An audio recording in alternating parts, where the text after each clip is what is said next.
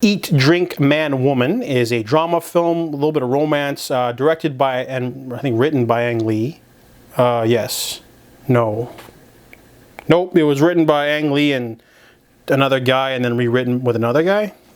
Anyways, this is his only Taiwanese film that he filmed in Taiwan in that language, even though he does a lot of American movies after the success of Crouching Tiger, Hidden Dragon. You know, he did Ice Storm and Ride with the Devil and Hulk and other things like that. So this one's about Chu. He is a semi-retired chef who lives in a house with his 3 unmarried daughters. The oldest, she basically had a bad romance in university, so she sort of sworn off love. She's a chemistry teacher at a school. And then the middle child, she's a successful aviation executive, so they like discuss and plan routes and stuff for like big airlines. So she's successful too. And then the youngest, she's 20. She's works at a Wendy's, but you know, he's basically living with them. And every Sunday he makes a sumptuous feast and lots of courses. The movie's definitely considered one of the big movies to watch if you're a foodie. Like a lot of people talk about how Ratatouille is a must-watch for any cook or chef. Same goes for this one. This one has a lot of cooking scenes that will make you hungry. I remember watching this movie at night and I was like starving, and it didn't help that they were showing all this amazing stuff. But the food element is actually quite important. I really like the cinematography for the kitchen scene. That was just absolutely amazing. It was just like, it was like a gliding technique, and it was a tracking shot, and just like they showed like how insane the kitchens are in China, where they have giant banquet halls that feed like 500 people, and they have like the supersized kitchen. They have to make all this crazy food and soup and everything for everyone.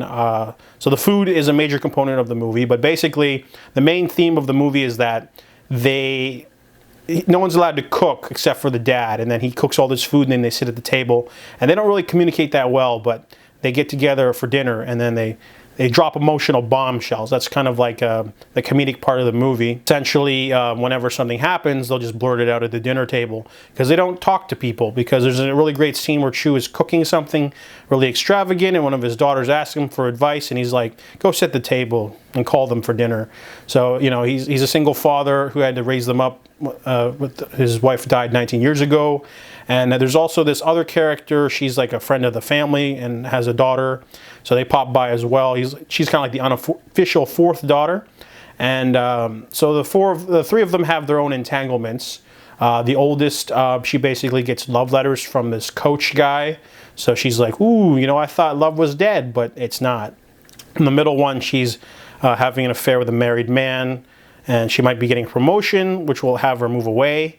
And then the last one, the youngest one, who works at the fast food restaurant, she basically keeps hanging out with her friend's boyfriend because she always invites him out and then makes him wait as a game, I guess.